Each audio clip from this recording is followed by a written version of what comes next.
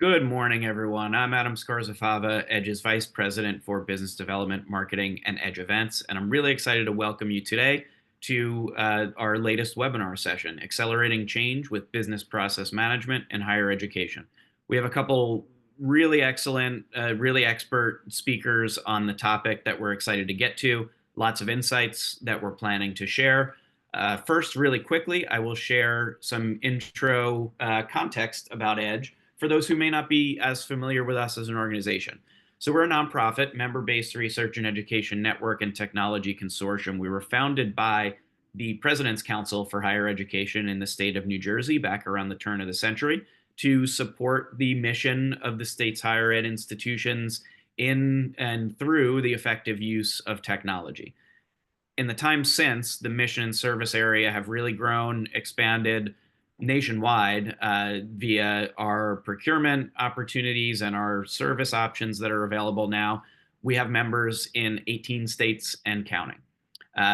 Members include higher ed institutions facilitating research in higher ed and other sort of research specialty organizations and nonprofits, K-12 school districts, state and local government agencies, related libraries and healthcare institutions, and the wider world of nonprofit organizations. Really, anyone with a public serving mission, Edge now exists to serve them in the effective use of technology. But the core, the heritage of Edge really is in higher education. We were initially founded to build a network around the state of New Jersey. We continue to own and operate that network with almost all of the institutions within New Jersey taking their internet connectivity from Edge.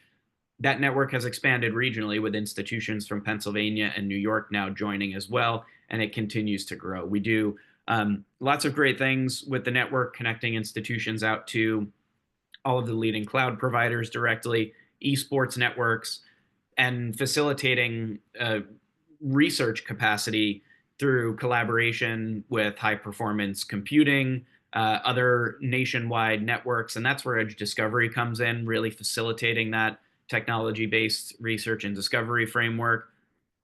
We offer thought leadership and solution development in a number of focus areas for the Edge team, internal to our team. One of those things that you'll learn about today is sort of our digital transformation support services in the scope of business process modeling and modernization, as well as organizational change management. But we also offer support in areas like virtual chief information security officers, where institutions can come to us on an hourly basis and get support for their cybersecurity programs at a real expert level, as well as doing similar things on the online and digital teaching and learning side, where we have a whole team of instructional designers that can help to support instructional efforts across the board, whether that's launching new online programs, whether that's helping to infuse digital education throughout the current courses that you offer, helping to improve accessibility and meet the new ADA Title II guidelines and standards. There's a whole suite of expertise there on the instructional side that we offer as well. We can't do everything for everyone as that small but mighty nonprofit, so that's where Edge Market comes in. Via Edge Market, we're able to issue RFPs on behalf of not only local members and institutions in New Jersey, but institutions nationwide. And we have institutions in, I think, 18 or maybe more states now that have joined Edge Market to leverage one or more of our procurement vehicles that are available through that cooperative pricing system. And finally, Edge brings our community together via events, networking, and community building opportunities, things like what we're doing today, as well as our in-person events and conferences. Our next EdgeCon conference is coming up in the spring on April 10th at Seton Hall University. And the spring conference focuses specifically on digital teaching and learning. So we're really excited for that. Lots of really great presenters coming in now through the call for proposals. We would welcome you to join us for EdgeCon Spring. But for now, I will get out of the way and invite Stephanie and Josh to introduce themselves and to introduce more of today's topic. So the floor is yours. You're muted, Stephanie, I think. I saw that. Thank you. All right. Can you see my screen? Yes, we got you. Fabulous. All right. So welcome and good morning. And again, thank you, Adam. My name is Stephanie Thomas, and I'll be joined by Josh Gall today. I am a business process architect with Edge, and I am so glad to talk to you today. I'm a certified business process manager, but I have been working in higher education for over 30 years now. 20 of those have been as a programmer. However, the last 8, I have been doing business process modeling as well as some project management. And business process management and modeling is very near and dear to my heart. So I'm excited to talk to you today about that. Josh, do you want to introduce yourself? Sure. My name is Josh Gall. I'm the AVP and Chief Digital Learning Officer here at Edge. I have spent 20 plus years now in and around higher education. My certifications in change management, Six Sigma, digital transformation. And I spent about 15 years within the SUNY system before I joined Edge. With the background in educational technology, instructional design, and like we're going to talk about today, change management and process improvement type work. So glad all of you could join us today. All right, so let's get down to it. We're going to be talking about accelerating change with business process management in higher education specifically. So our agenda, what we're going to go through today is what is business process management, and I'll be shortening that to BPM for sake of ease, and what are its benefits. We'll start there. And then we'll talk about why is now a good time for BPM in higher education. And then how can BPM accelerate change? We'll take you through the EDGE process, what that would look like, and the roles involved in the process. We'll end with some key takeaways and final thoughts, and then save some time for questions at the end. So what is BPM and the benefits? BPM is a practice that involves analyzing, modeling, and optimizing business processes to achieve strategic goals. And that's really key there, those strategic goals. You can target business process management at the strategic level. It helps institutions enhance efficiencies. When you build out a business process model, it really does show you any inefficiencies and really to increase those efficiencies. It reduces costs and errors. It supports operational transformation and innovation. It delivers better products and services to your customers, your end users. It helps adapt to changes, optimizing operational strategies, ensuring smoother processing, fostering internal cohesiveness, establishing documentation, and informing the technology architecture stack as new processes and systems are implemented. Yeah. So you ever try to assemble something without the instructions? I mean, I'm a man, so of course I have. But BPM really is necessary to build that instructional manual. It's the catalyst to organizational change management, whether it's an ERP implementation, an LMS transition, or an organizational realignment. Going through the BPM process is really necessary to ensure the best possible result for a large-scale transition of any kind. Yeah, good point, Josh. We'll show you how that can happen.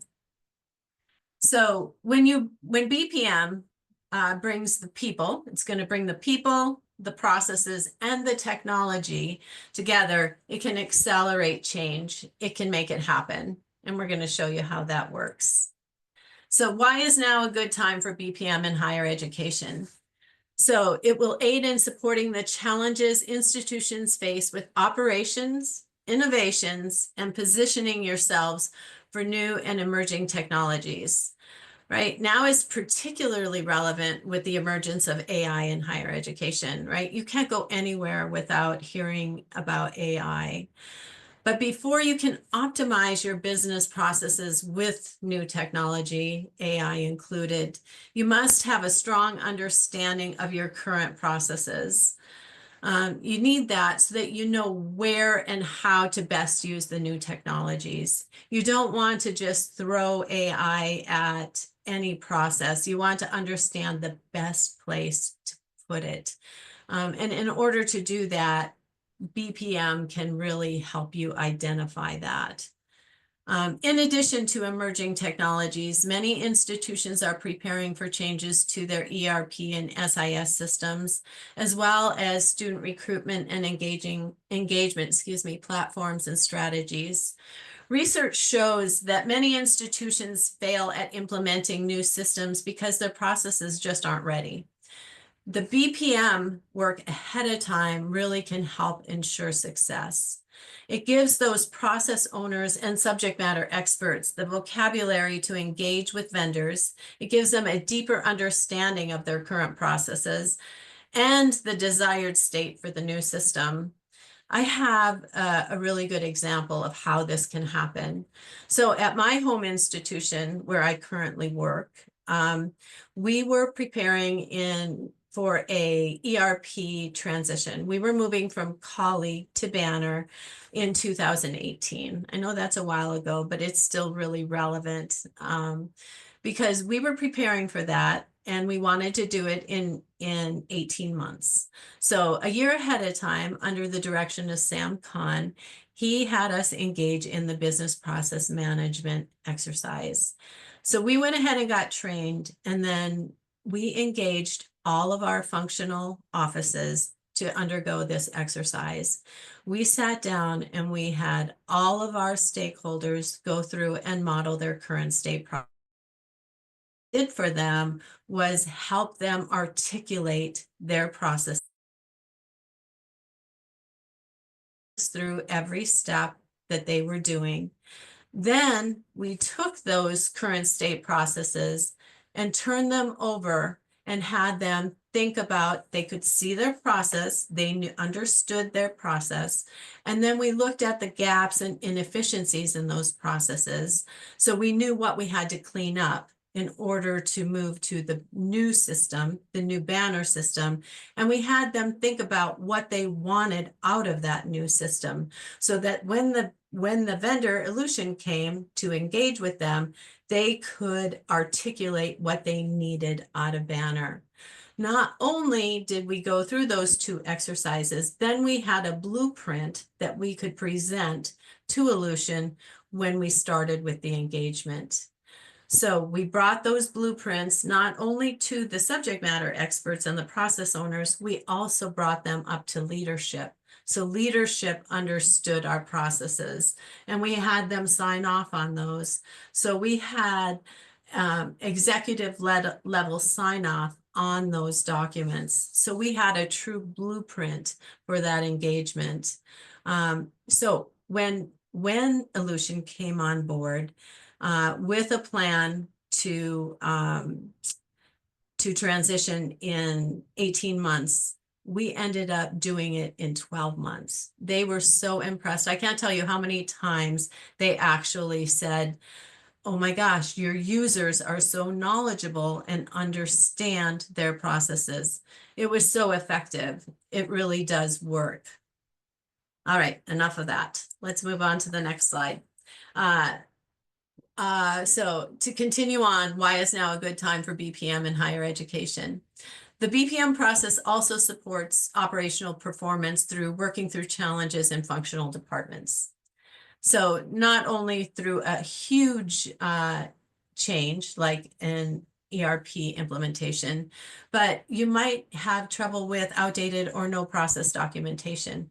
Like I said, this gives you a roadmap or a blueprint for all of your processes.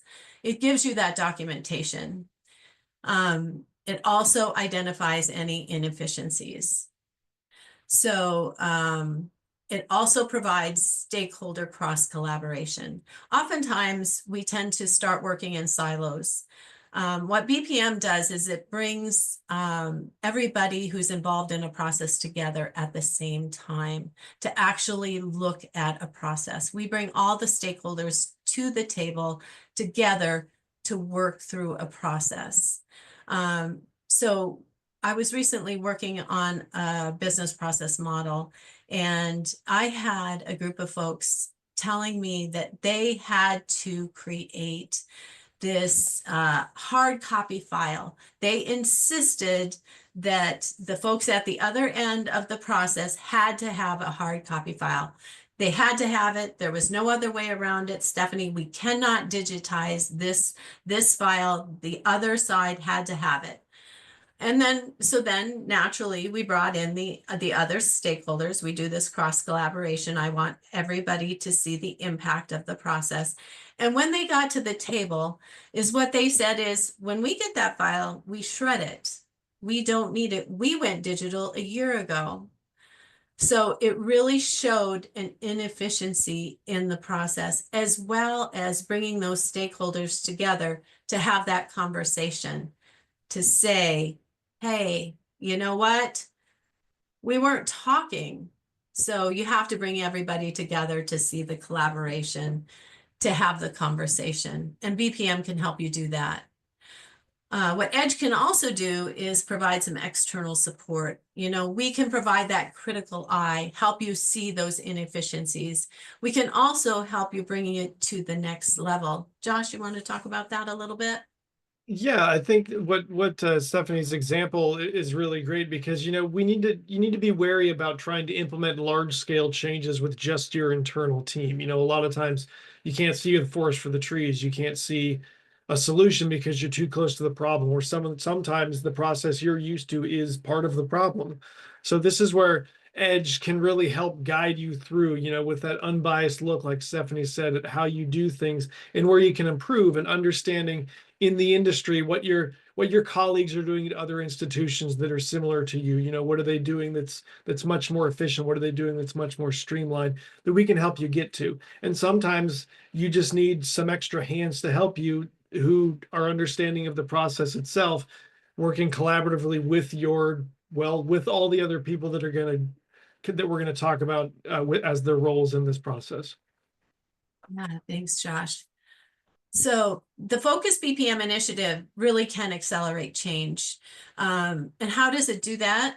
Well, at the end of the session, you come away with some prioritized recommendations, and that happens in collaboration with the process owners, and it provides a roadmap for implementation. So it comes in the form of a report that I'm going to talk about in a little bit when we get into the process portion of the presentation. But it really does help accelerate change, because you walk away with essentially a to-do list. And I'll get into a lot more detail about that in just a little bit. Josh, you want to talk a little more about the accelerated change? Yeah, so you can't just, well, you could, but it's not recommended to just say, hey, let's change. Let's do this large scale change, and we'll just buy the software and we'll just put it in place. That's why BPM is so necessary as a starting point for change management. It streamlines the administrative and academic workflows, improves efficiency, a lot of the stuff that Stephanie already went over. But it also enables institutions to analyze and optimize all these processes, like from admissions, curriculum development, faculty management, student services, reducing redundancy and enhancing transparency. So, we're talking about enhancing stakeholder engagement. When paired with change management, BPM ensures that all key stakeholders understand, support, and actively participate in the change process. It's reducing resistance and fostering collaboration. That's one of the hardest things. It creates clear change roadmap. The BPM that you're going to build out, initiatives will prioritize recommendations in collaboration with the process owners, like Stephanie said, providing structured step-by-step implementation plans that will align with organizational goals and change management strategies. Facilitates effective communication.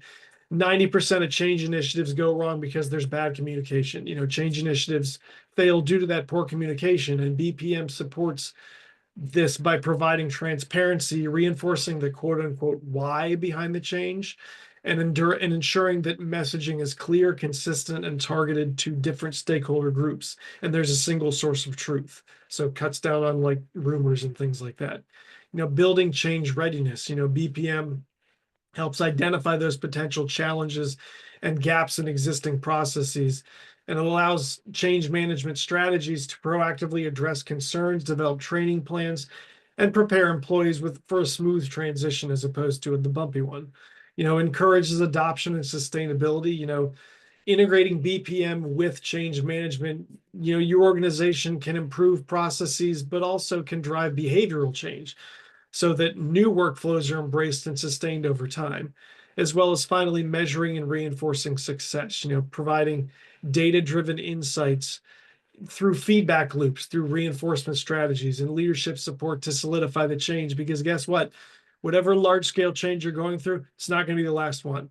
So if you prepare yourself with BPM processes and understanding what goes into making this change, it's going to make it a lot easier for the next changes you come down the line based on industry changes or organizational changes that we have to deal with day in and day out. Yeah, thanks, Josh. So let's talk a little bit about the process itself. What does it look like when you engage in business process management with Edge? So first of all, I'm going to tell you a little bit about the nuts and bolts. BPMN. It is business process model and notation. It's a standard visual modeling language used to represent business processes in a clear and understandable way. Basically, it's a universal language. It helps stakeholders that include business analysts, process owners, and IT developers collaborate on designing, analyzing, and improving processes. BPMN is widely adopted in BPM in business process management because it bridges the gap between technical and non-technical users. And that is why it's a universal language. And I like to call these diagrams basic workflow diagrams on steroids, because it really brings the technical components into a standard language. And so I took our process and I wrote it out into some BPMN format so you could see it. Okay, so what does the Edge process look like? So this is a BPM map, and every BPM map would look the same. So you could read, when you learn to read one, you can read them all. In the upper left-hand corner will tell you the subject of the process. And in this case, it's our Edge process and the state of the diagram. And in this case, we're talking in the current state. When you go from current state, once you're done with the current state, you would then move to the future state. So the state would change, of course. And you're always going to say who you're modeling for, and that would be the department. In this case, we're doing it for our webinar, and you're going to say when. So it was created on, and I did this on February 1st. And then we always have a modified date after that. So if I were to make any changes, I would say last modified on and give that date. And I would always leave the create date the same. I think that's important on when it was originally created, but the modified date would change. All right, so then you start your process. And the first thing in our process is we meet to establish with your institution's strategic vision. So at the bottom of that shape, you see in hard brackets, who's responsible for that task. And in this case, it's the executive sponsor and the Edge team is responsible for this task. So we're going to meet with your executive sponsor, and the Edge team at this point includes the project manager, which would be Aaron or Michelle, as well as your business process architect, me. Josh usually joins those meetings, as well as some Edge leadership might also join in those meetings. And what are we going to talk about when we meet is we're going to go over the institutional pain points. We're going to talk to your president or your provost about what's going on. why are we engaging? Are you implementing a new ERP or SIS system? Or do you want to work through some specific targeted items? So we're going to talk about those pain points. And then based on that conversation, what processes need to be mapped? So we're going to identify those. And based on that, we can talk about, sketch out a rough timeline. And then go through the oversight and check-in process with that executive sponsor. From there, we're going to conduct a kickoff meeting with the lead stakeholders, and that would include, again, the executive sponsor, the EDGE team, and the department leads at this point. And what are we going to talk about at that meeting? We're going to set the expectations, and that would be led by the executive sponsor. We really want that executive sponsor to set the tone for this engagement. You want that that executive sponsor to really support and really let his team, his or her, excuse me, team know how important this engagement is. That's why we ask them to set that tone. We're going to go through, of course, all the introductions so we can get to know each other, and then talk about next steps, what this is going to look like for them. And from there, we start the engagement, and the engagement at this point is going to be those mapping meetings.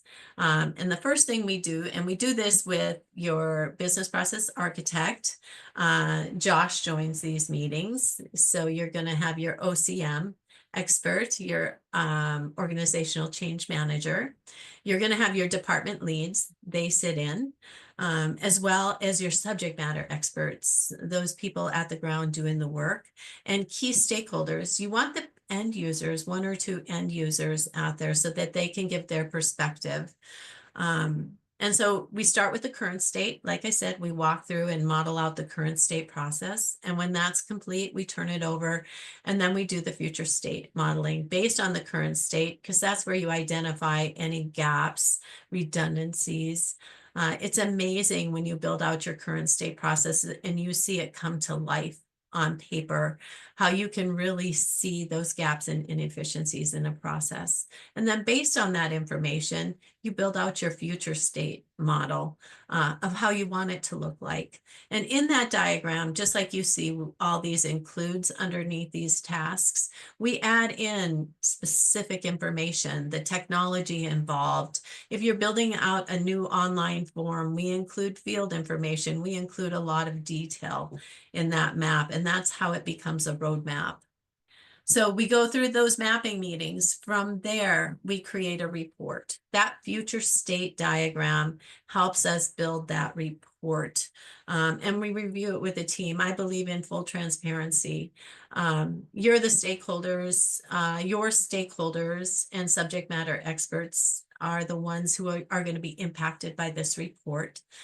So I build that report with the department lead and process owner, and then I review it with all those subject matter experts who were involved in those mapping meetings, so they understand what is going to be presented to that executive sponsor. And that does include some prioritization, excuse me. And we categorize them as high priority, moderate, low, and also some things that might not be able to be done, even though we're recommending based on maybe some state regulations or technology limitations. And then we move into implementation from there, right? And that is going to be your department leads, your subject matter experts, as well as some organizational change managers from EDGE, if you're interested in that. From there, we do some follow-up. We don't just abandon you at that point. We always schedule up to 3 check-in meetings to make sure things are going okay. If there's anything we can do to support you, if we need to adjust your diagrams. And we try and do that each month. You know, we schedule out the first, second, and third month after the engagement with the mapping meetings. And to make sure you're keeping on track.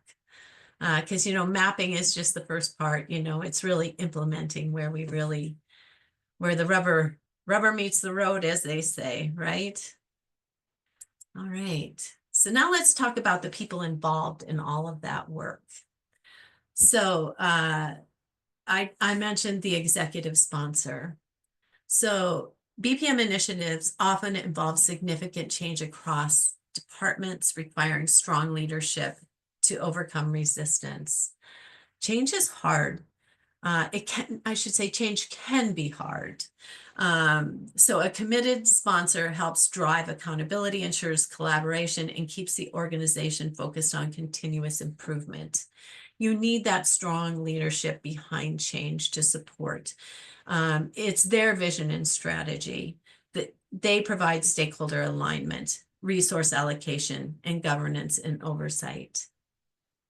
And beyond when in the BPM process, yes, but in the change process itself, like Stephanie said, they also ensure alignment between leadership and employees, mitigating resistance, fostering a culture of and a commitment to change.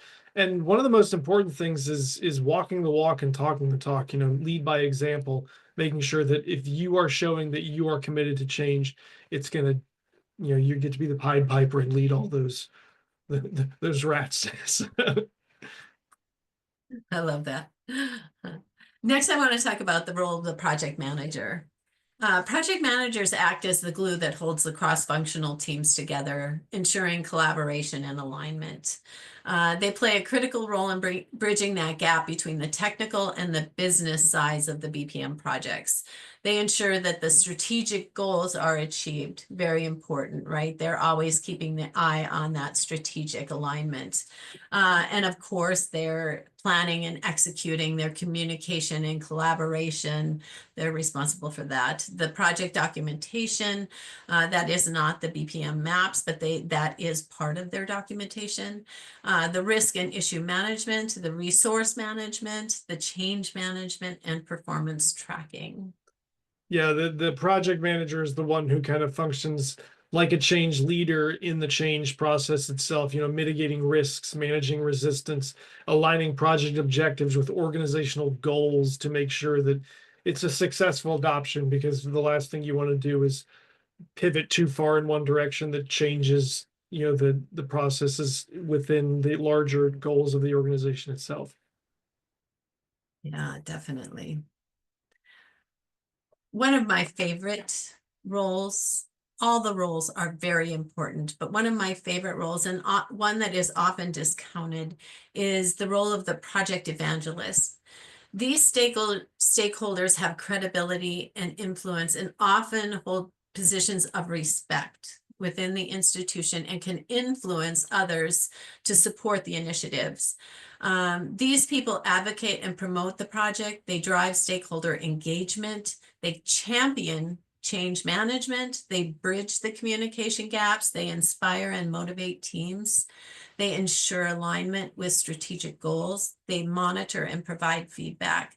So these folks, how when you're going through a big change, oftentimes in a room, or at least my experience is, I'll often be sitting next to somebody and they'll have that kind of Eeyore complex. Oh my gosh, more change.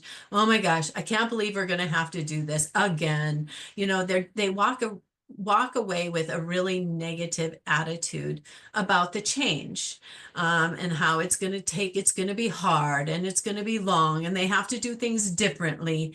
And they just have a kind of a cloud over that, and that can spread. But when you're going through change, you want the other side of that. You want the champion, the evangelist, somebody who can bring positivity and promote the good side of what that change can be, and provide positive feedback and get people motivated and inspired to see the good in the change. And also to bring that feedback. I'm not talking about a tattletale, but somebody can really share with the project manager and the executive sponsor if that negative energy is being spread, so that they can come in and put a stopgap in there just in case that's happening. In change management, these are the people. This is the guiding coalition, the change management nomenclature, or like the people that you put on the steering committee. In a lot of cases, like Stephanie said, these aren't necessarily all the directors. These aren't the deans. These aren't necessarily those people. These are the people in the organization that that everybody has a respect for regardless of role. There are a lot of people in your organization that are leaders, but are not necessarily managers. Those are the people that you want on your side to evangelize the change. Very important role. Now let's talk about the process owner. Process owners are accountable and take full ownership of the process, ensuring its alignment with the business objectives and its continuous improvement. Their commitment ensures that process improvements are maintained over time, preventing regression, right? They're accountable for process performance, the process design and optimization, continuous improvement, stakeholder collaboration, governance and compliance, resource management, process automation and technology, and reporting and communication. These are the people who are going to be reporting back up to the executive sponsor. These are the people who actually, probably your department leads. That's these people. Yeah, and like we said, change fails if communication fails. And this is that communication linchpin, because the people that take leadership messages and send them down to the staff, and vice versa. It's being able to build secure stakeholder buy-in and monitor the impact to drive the continuous improvement, and be able to be honest with the people above them. This isn't working. Maybe we got to address this early on, because if they stay close to the process itself, they can report issues early on so that it doesn't become a bigger issue later on. Yeah, definitely. And last, but definitely not least, the process subject matter experts, our SMEs, right? These people play a vital role in ensuring the success of the process improvement or automation initiatives. The SMEs bring in-depth knowledge and expertise in their specific domain, which is critical for designing, implementing, and optimizing the business processes. We can't do this without them. They define their current state processes, right? They tell us those step-by-steps. They help us build the maps. They design future state processes. They tell us what will work to make it happen in the future. They assist with the implementation. They're the ones on the ground doing the work. They support the change management. They provide feedback during testing, and they ensure compliance and quality. They are the people on the ground. Yeah, these are the people that you need to understand that they're the ones that have to put all this in place. They're applying the process knowledge and identifying potential impacts of the proposed changes. Like I said, if the process owner is reporting up to leadership, a lot of times they need to get that information from the subject matter experts, because they're the ones who are actually identifying where the roadblocks are going to be. They provide insights, resolve challenges, and they also provide training support for stakeholders to adapt to the new workflows, because they were part of that actual process of building out the future state. Yeah, absolutely.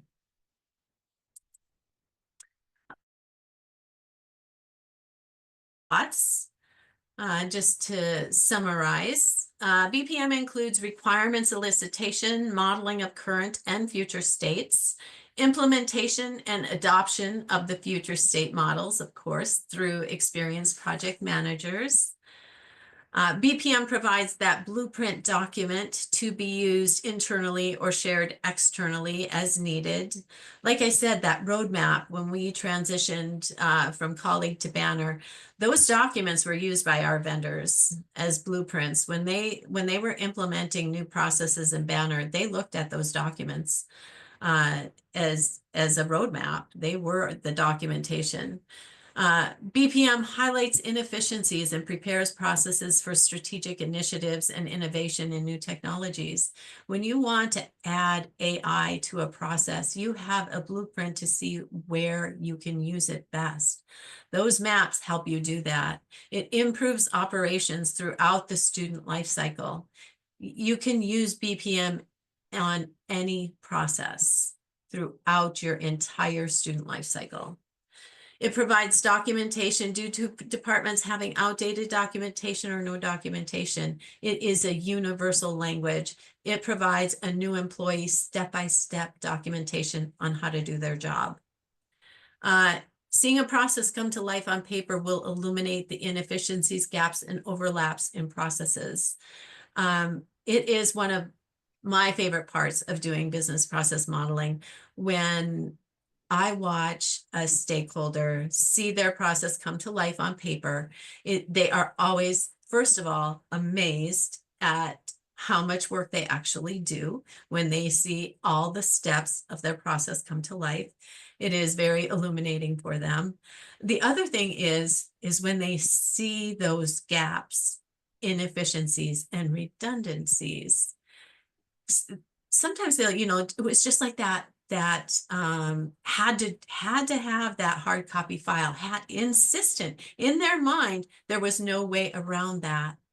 When we brought it together on paper and brought those other stakeholders in, the evidence and amazement in their face, it was just jaw-dropping, thank you, for them to see and realize that it was not needed. And there are many ways along that path.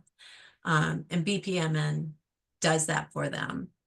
So everyone at the institution plays a role in the process of change. Right, yeah, driving transformation, fostering collaboration. Leadership sets the vision and provides resources. Faculty and staff adapt teaching methods and streamline processes. Students even contribute by embracing change and providing feedback. And IT teams enable digital transformation. I mean, by encouraging open dialogue and shared ownership, institutions can build a culture of adaptability and ensure smooth transitions and long-term growth. And finally, the last one, aligning BPM and OCM with strategic plans drives impactful change by optimizing workflows, enhancing efficiency, and supporting institutional goals. Business process management streamlines processes to improve service delivery, compliance, and agility, while organizational change management ensures stakeholder engagement, smooth adoption, and long-term success through communication, training, engagement, and and collaboration. Together, when you put BPM and OCM together, you can create a culture of continuous improvement, driving meaningful and sustainable transformation while staying true to the institution's mission. Because like I said earlier, this change is not going to be your last one. And if you can build a more agile workforce by using BPMN and OCM processes and methodologies, it's going to be a lot easier the next time around. Yeah, definitely. You can point the BPM as strategic plans to have an impact on the mission of the institution everywhere. It can work. All right. So, questions. I'm going to stop sharing. Yeah, thanks, guys. That was excellent. We had a couple questions coming in, so let me pull up our first one here. If we wanted to improve, for example, our online degree completion program recruiting, where would we start? We currently use Slate for recruiting and Moodle for the ODP learning management system. So for a specific challenge like that, where do we start? Well, I would start with mapping your process. So you currently use Slate for recruiting and Moodle for the ODP learning management system. And you want to improve the online degree completion program recruiting. Where would we start? So you always have to start with your current state process. In order to look for improvement, you don't start at the end goal. You have to start with where you're at in business process modeling and management, right? Yeah, one of the I think, sorry, Steph, one of the most important things is kind of the BPM is software and device agnostic in a way. So you're really looking at what steps are being done. So Slate or some other system, the process map you're putting together is not dependent on Slate. Unless it is, then you can see that it's dependent on Slate, and then you can look at what changes need to be made and where your inefficiencies are, like Stephanie was saying. Yeah, you have to look at the process. That's a really good point, Josh. Thank you for saying that. You have to analyze the process itself. It's not the tool. It's the process. First, you map where you're at. What does the process look like? And where you want to go at the future state, right? How do you want to improve it? Yeah, I once had a colleague who said, we need more people to do this. It was an instructional design staff, and she had so many instructional designers. I'm like, you don't need another person. You need to look at how you do your job, because if you have a fleet of instructional designers and you don't have, the odds are you're duplicating processes or not putting in more efficient processes that need to be done. So it's always how you do things, not the people that are doing it in a lot of cases, or the tools. Cool. Yeah, and I think that was kind of a more specific version of another question we got that was looking at um, what's the difference in approach between doing BPM for a large software implementation, something like an ERP, as compared to BPM for a more granular process or issue within a department?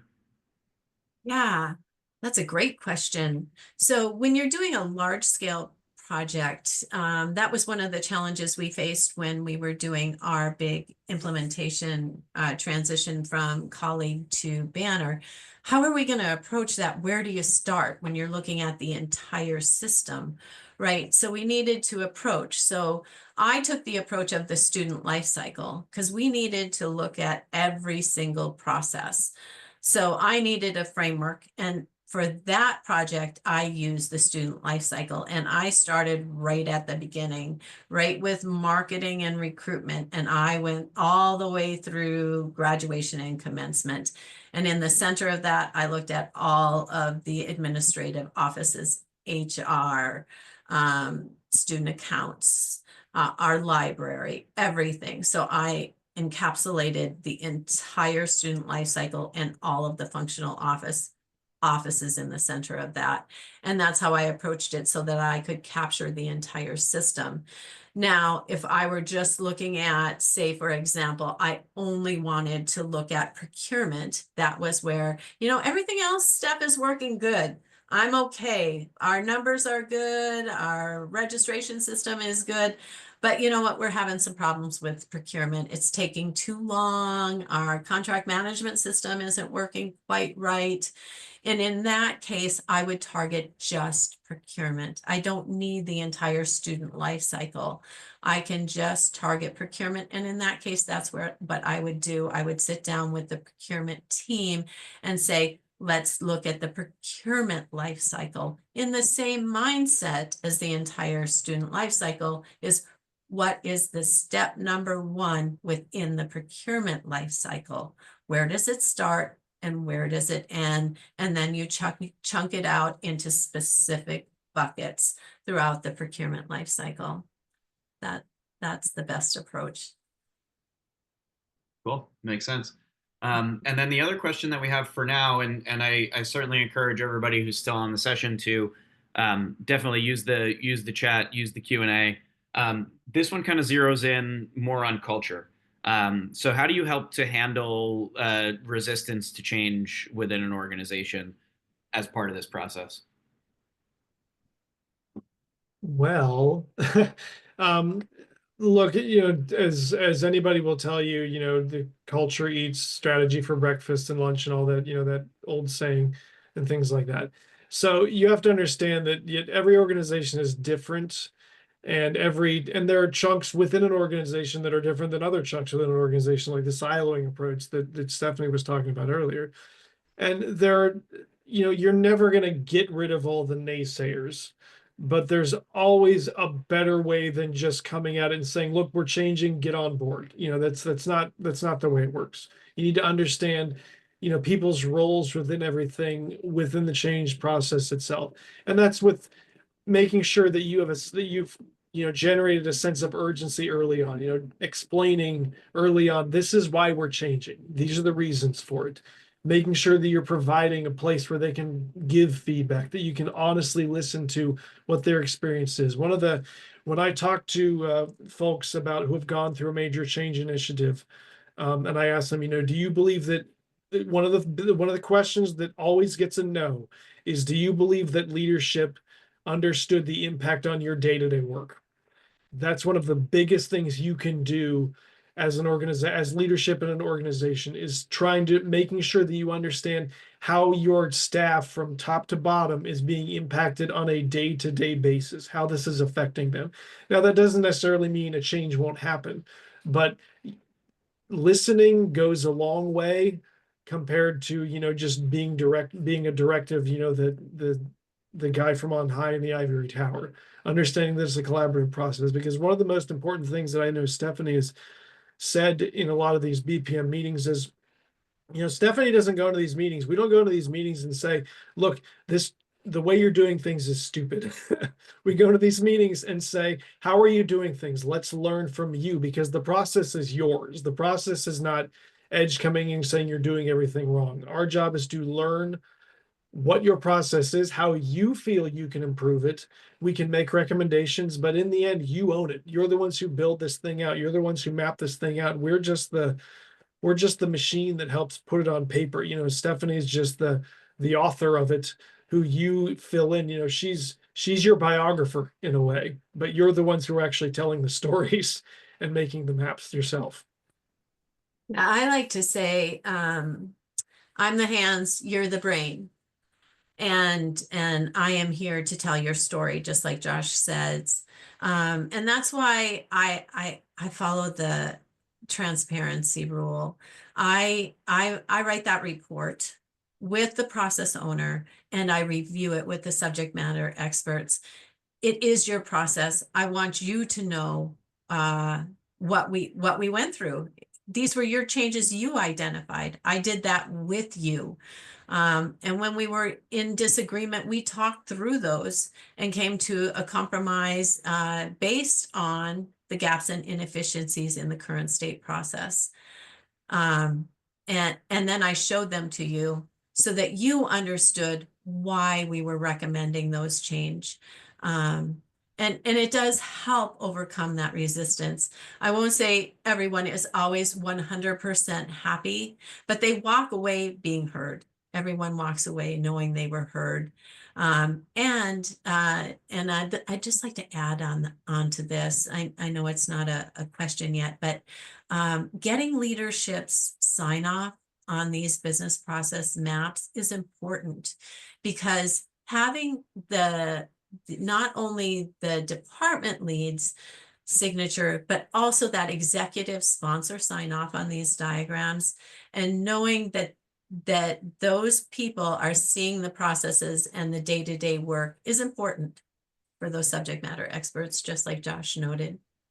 It also makes sure that accountability goes up and down the ladder, making sure that, your leadership has seen it, so they're not going to throw you under the bus when things go wrong. They already saw what's going on.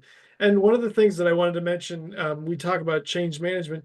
You can do BPM. In fact, I would encourage you to do BPM, even if you're not implementing a change, because guess what? All these processes that you're putting in place, that's organizational knowledge. That's a knowledge management system you can build out. So when Diane retires or wins lottery or something like that, she leaves her organizational knowledge in the library that we have, in the knowledge management system we have, so that you can lose people, but you already know what they do, because we've already mapped it. You know what you do, you know what the people before you in the process do, and the people after you in the process do. I built an entire business architecture library of every single process in our host institution. There are hundreds of them. Everything from how do you order an online book to build an academic program. It is a useful tool. So I think we have time for one more question, which is perfect because we got one more in. And this is a more practical one around sort of the duration and commitment. So how long does the BPM process typically take? That's a great question. Okay, so if we're talking about implementing a new ERP system, I can't give you an exact time frame, because it really does depend on the people in the room. I like to schedule 90-minute meetings. It is the sweet spot. Because when I say I am going to work your brain, I am going to work your brain. It is a thought exercise. You are going to have to think through every step of your process while I document it on paper. So 60 minutes you seem to be just rolling at that 60-minute mark. So I do like to schedule the 90-minute meetings. You go any longer than that and you're too tired. And we schedule depending on what we're doing, the project we're doing. If you're doing a large scale project, you're talking several months of work. If we're doing a smaller project, if we're doing a single process, we can do it in 1 or 2 meetings. And remember, the BPM is just the beginning. If you're actually putting the change in place, the change takes, months. But again, the change is a lot easier if you've put the work in with the BPM. That's the important thing. So Yeah, that's a roadmap. Cool. Well, this has been, I think, really insightful, really educational. I hope our attendees have gotten a lot out of this. As I said before, we'll share the recording, we'll share the presentation materials. So with that, thank you so much to everybody for spending the time with us today. Thank you, Josh. Thank you, Stephanie, for sharing your expertise with us. And we will see you next time on our Edge webinars and events. Thank you. thank you. See ya.